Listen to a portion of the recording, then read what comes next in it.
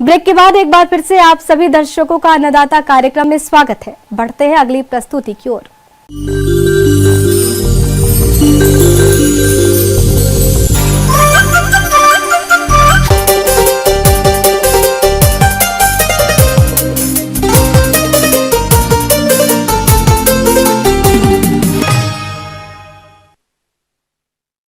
चना की खेती हमारे प्रदेश के सिंचित और असिंचित क्षेत्रों में बड़े पैमाने पर की जाती है। तो जो किसान भाई इस समय इसकी बुआई करना चाहते हैं, वे इसकी क्षेत्र के अनुसार अधिक पैदावार देने वाली प्रजातियों का चयन करके बुआई करें।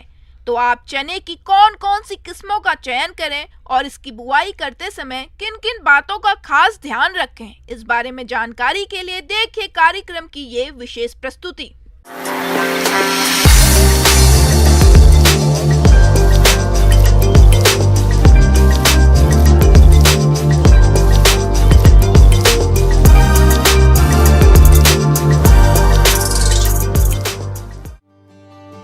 चना भारत की सबसे महत्वपूर्ण दलहनी फसल है, जिसे दालों का राजा भी कहा जाता है।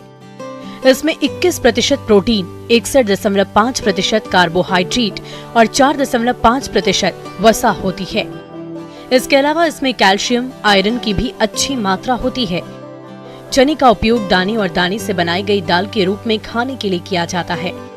इसके दानों को पीसकर बेसन भी बनाया जाता है, जिससे अनेक प्रकार के व्यंजन और मिठाइयाँ बनाई जाती है। इसके अतिरिक्त चने का उपयोग औषधि के रूप में जैसे खून साफ करने के लिए और अन्य बीमारियों के लिए भी किया जाता है। चना दलहनी फसल होने के कारण वायुमंडल से नाइट्रोजन एकत्र करके भूमि की उर्वरा शक्ति को भी बढ़ाता है। किसान भाइयों, चना शुष्क और ठंडे जलवायु की फसल है। इसके लिए मध्यम वर्षा और सर्दी वाले क्षेत्र सर्वाधिक उपयुक्त हैं। चना की खेती सिंचित और असिंचित दोनों ही क्षेत्रों में मुख्य रूप से की जाती है। इसकी खेती के लिए भारी और दोमट मिट्टी उपयुक्त होती है। खेत की तैयारी के समय एक जुताई मिट्टी पलटने वाले हल से और 2 जुताई देशी हल या कल्टीवेटर से करके पाटा लगाकर खेत को भुरभुरा करके समतल कर लेना चाहिए। अब बात आती है खाद और उर्वरक प्रबंधन की। तो बुआई के समय 20 टन सड़ी हुई गोबर की खाद, 100 किलोग्राम DAP, 32 किलोग्राम MOP और 25 किलोग्राम सल्फर का प्रयोग करें, जिससे आपकी फसल की बढ़वार अच्छी होगी। किसान भाइयों, चना की फसल से अधिक पैदावार लेने के लिए इसकी उन्नत प्रजातियों का चयन करना अनिवार्य होता है।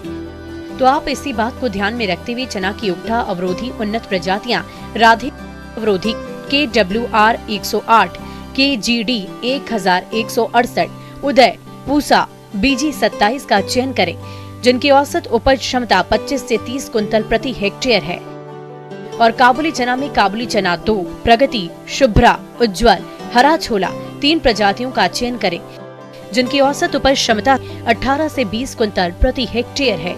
और बीज दर की बात है तो चना की देसी प्रजातियों का 70 से 80 किलोग्राम बीज और काबुली चने का 90 से 100 किलोग्राम बीज प्रति हेक्टेयर आवश्यकता पड़ती है।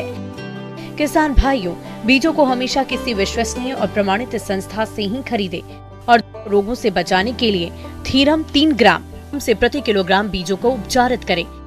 इसके बाद 200 ग्राम राइजोबियम कल्चर के एक पैकेट से 10 किलोग्राम बीजों को उपचारित करके बुआई करें। किसान भाइयों, बीजों की बुआई कतारों में करें, जिसमें कतार से कतार 30 सेंटीमीटर और पौधे से पौधे 10 सेंटीमीटर की दूरी रखते हुए सीड ड्रिल की सहायता से बीजों की बुआई करें। किसान भाइयों, चना की फसल को खरपतवारों से बचाने के लिए पेंडिमेथिलीन की 3.3 लीटर मात्रा को 700 से 800 लीटर पानी में घोलकर बुआई के 2 दिनों के अंदर स्प्रे करें, जिससे खरपतवारों का जमाव नहीं होगा और फसल खरपतवार मुक्त रहकर बढ़वार अच्छी करेगी। परिणाम स्वरूप किसान भाइयों को ऐसी फसल से उपज भी अधिक मिलेगी।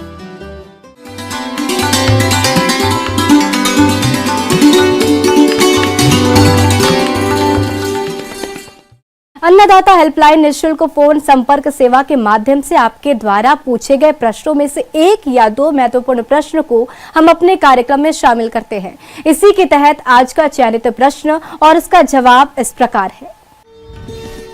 आज के अन्नदाता हेल्पलाइन में जिस प्रश्न को कार्यक्रम में शामिल किया गया है, उसे पूछा है गांव बोहा, जिला जैसलमेर के किसान प्रदीप कुमार ने। आप जर्सी गाय के पालन पर जानकारी चाहते हैं तो प्रदीप कुमार जी आपकी जानकारी के लिए प्रस्तुत है कार्यक्रम का यह अंश।